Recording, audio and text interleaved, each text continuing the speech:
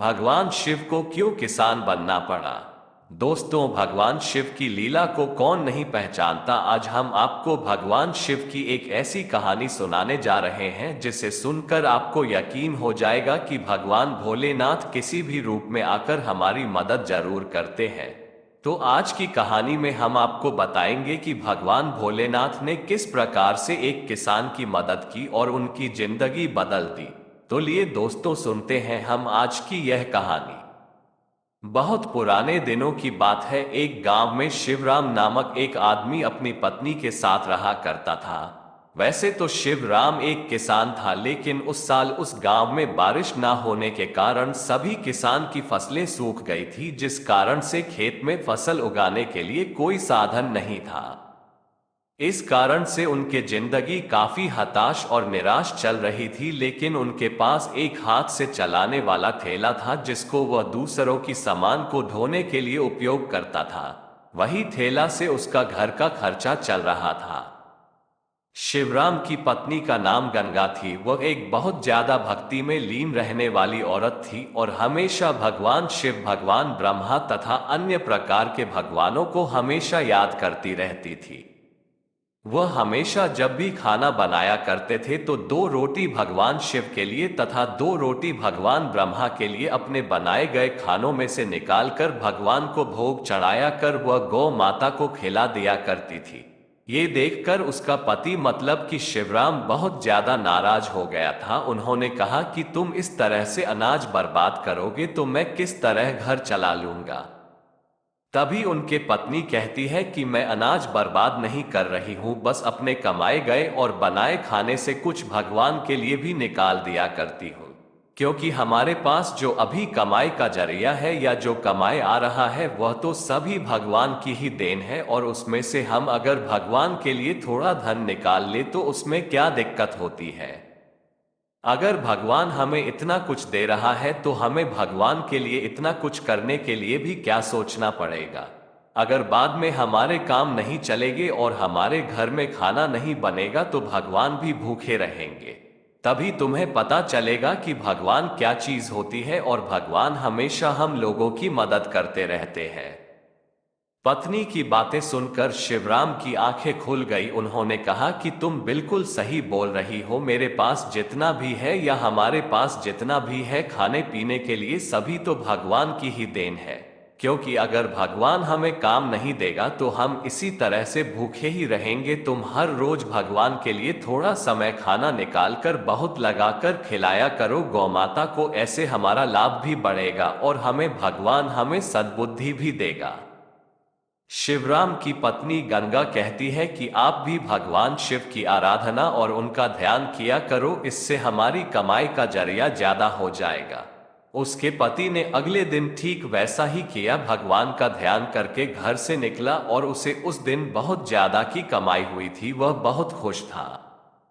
शाम को जैसे ही घर आया अपनी पत्नी गंगा से कहता है कि आज मेरी कमाई बहुत ज्यादा हुई है और इस कारण से मुझे बहुत ज्यादा पैसे की बरसात हुई है। तभी उनकी पत्नी खुश होकर कहती है कि यह तो भगवान की देन है। आज आपने भगवान को दिल से याद किया है और भगवान शिव हमारे साथ हमेशा ऐसा ही करेंगे आगे तक। वह उन पैसों को अपने राशन के लिए उपयोग किया और जब थोड़ा पैसा बच गया तो उनकी पत्नी बोली कि हम कुछ पैसा भगवान के चरणों में होने समर्पित कर देते हैं। उन्होंने कहा कि हम इसमें से कुछ पैसा निकालकर मंदिर के पुजारी को दे देंगे, जिससे वह भगवान की सेवा में इसका उपयोग करेंगे। इसमें शिवराम ने भी अपनी सहमति जताई और कहा कि तुम सही कह रहे हो, आखिर भगवान के नाम से एक हम इतने सारे धन की प्राप्ति हुई है। एक दिन की बात है, शिवराम किसी तरह से कहीं गया हुआ था अपने कार्य करने के लिए, और जब वह अपने घर लौटा तो उसकी तबीयत ज्यादा खराब हो गई थी। उनकी पत्नी गंगा जब उसके सर पर हाथ फेरा तो देखा कि उन्हें बहुत ज्यादा बुखार है और उन्हें डॉक्टर की जरूरत है। उन्होंने तुरंत ही अपने पास के डॉक्टर को बुलाया और कहा कि मेरे पति जी को बहुत ज्यादा बुखार है, इन्हें किसी प्रकार की दवाई दे दीजिए ताकि इनका स्वास्थ्य सही हो जाए। डॉक्टर ने कहा कि यह तो बहुत ज्यादा समस्या है, इन्हीं बुखार काफी ज्यादा है। अब तो 1 महीने स्वास्थ्य सही होने में इनको लग जाएंगे। अभी दोनों पति पत्नी को ये चिंता हो रही थी कि अगर 1 महीने में तक तबीयत सही नहीं हुई तो उसका घर का खर्चा कैसे चलेगा। आखिर 1 महीने तक कौन कमा कर लाएगा और उनका घर चलाएगा, क्योंकि उस साल भी बारिश नहीं हुई थी और उनके खेत में अभी तक सूखा ही था। इस कारण से फसल भी नहीं हुई है और तबीयत खराब होने के कारण वह मार्केट भी ठेला लेकर नहीं जा सकता था। ऐसे में उसका रहन सहन बहुत मुश्किल होने लगा था। 10 दिन बीत जाने के बाद उन्होंने देखा कि उसके पति की तबीयत थोड़ी थोड़ी सही हो रही है, लेकिन फिर भी अभी तक चलने की हालत नहीं थी। उन्होंने सोचा कि हमारे तो खेत भी सही नहीं चल रहे हैं और हमें बाहर जाने का रास्ता नजर नहीं आ रहा है, क्योंकि मेरी तबीयत खराब है। पता नहीं आगे की जिंदगी कैसी चलेगी। ये सभी चीजें भगवान ऊपर से देख रहा था, क्योंकि शिवराम की पत्नी गंगा और शिवराम भी अब तक भगवान की बहुत सारी भक्ति किया करते थे और वह हमेशा भगवान के लिए कुछ ना कुछ खाने पीने के सामान में से भगवान शिव के तथा भगवान ब्रह्मा की आराधना के लिए उनकी के लिए निकाला करते थे। भगवान शिव बहुत ज्यादा चिंतित थे कि वो शिवराम की मदद किस प्रकार से करें। एक दिन की बात है, भगवान शिव ने ब्रह्मा को बुलाकर कहा कि हमारा भक्तों का हाल बहुत बुरा है, हमें उनकी मदद करनी चाहिए। उन्होंने कहा कि वह तो अभी बीमार है, चलो हम जाकर करते हैं कि उनके खेत में जो फसल अभी नहीं है उसमें खेती करके बहुत सारा अनाज में बदल जाने का काम करेंगे, जिसे देखकर शिवराम और उसकी पत्नी बहुत खुश हो जाएंगे, जिससे उनका दुख समाप्त हो जाएगा। भगवान शिव अपने भक्तों का कष्ट कभी नहीं देख सकते, इसलिए रूप बदलकर अपने भक्तों की मदद करने को जरूर आते हैं और भगवान भोलेनाथ ने वैसा ही किया। शिवराम अभी बीमार ही था कि उनके खेत में बारिश होने लगी थी भगवान के द्वारा, और भगवान शिव खुद ही उनके खेत में एक किसान बनकर हल चलाने के लिए आए थे। उन्होंने हल चलाया, बीज को उगाने के लिए उस खेत में बीज को बोया। भगवान ही उसके खेत की देखरेख किया करते थे और किसी को भी कुछ भी कानो कान खबर नहीं थी। एक दिन की बात है, भगवान शिव शिवराम के सपने में आते हैं और कहते हैं कि तुम्हारे खेत में बहुत सारे फसल लहरा रही है, तुम सोकर क्या कर रहे हो, जाओ अपने फसल को काटो और उसे बेच दो, इससे तुम्हारी जिंदगी की सारी मुसीबतें आसान हो जाएगी।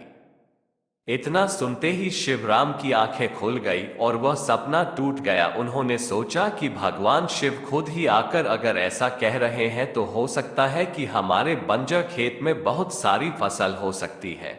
उन्होंने सुबह होने का इंतजार किया और दूसरे ही दिन अपने खेत पर गया तो देखा कि बहुत सारी फसल उसके खेत में बहुत ज्यादा मात्रा में उपजाऊ हो गई थी। अब शिवराम और उसकी पत्नी गंगा दोनों फसल की कटाई करते हैं और उन्हें मार्केट में अच्छी कीमत में जाकर बेच देते हैं। इससे उन्हें काफी ज्यादा पैसे मिल जाते हैं और बहुत ज्यादा धन की प्राप्ति हो जाती है।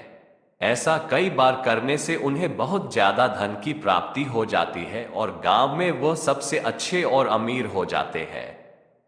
उन्होंने साफ मन से भगवान की आराधना की और कहा कि भगवान, मैं आपका शुक्रिया किस प्रकार अदा करूंगा कि आपने मुझे इतनी ज्यादा धनराशि तथा फल सब्जियां से नवाजा है। मेरे खेत में जहां पर एक भी दान या एक भी पौधा नहीं बचता था, उस खेत में आपके द्वारा बहुत सारे फसल अब लगने लगे हैं। ऐसे में हमें आपका शुक्रिया किस प्रकार अदा करूं, मुझे समझ में नहीं आ रहा है। तभी उनकी पत्नी गंगा कहती है कि हम जिस तरह पहले भगवान के लिए कुछ खाना बचाकर भोग लगाकर गौमाता को खिला दिया करते हैं, वह हमारा कार्य अभी भी जारी रहेगा और आगे भविष्य तक जारी रहेगा। उन्होंने इस कार्य को आगे तक जारी रखा और इस तरह से भगवान का शुक्रिया अदा करने का प्रयास किया। तो देखा दोस्तों, भगवान भोलेनाथ अपने भक्तों के कष्ट को नहीं देख पाए, किसी न किसी रूप में चले आते हैं। मेरा यह वीडियो बनाने का मकसद भी यही था, जिससे आप लोगों को भगवान भोलेनाथ पर पूरा विश्वास हो जाए और सच्ची भक्ति के साथ आप भगवान भोलेनाथ की भक्ति करेंगे तो आपको भी भगवान कभी भी दुखी नहीं होने देंगे। दोस्तों प्लीज, अगर आपको मेरी यह कहानी अच्छी लगे तो आप मेरे इस चैनल को सब्सक्राइब जरूर कर दें। और लाइक और शेयर भी जरूर करें और साथ ही साथ बेल आइकन को भी जरूर दबाएं जिससे जल्द से जल्द आपके पास मेरी वीडियो पहुंच सके। ऐसी ही वीडियो देखने के लिए आप प्लीज हमारे इस चैनल को सब्सक्राइब करें और बेल आइकन को जरूर दबा दें।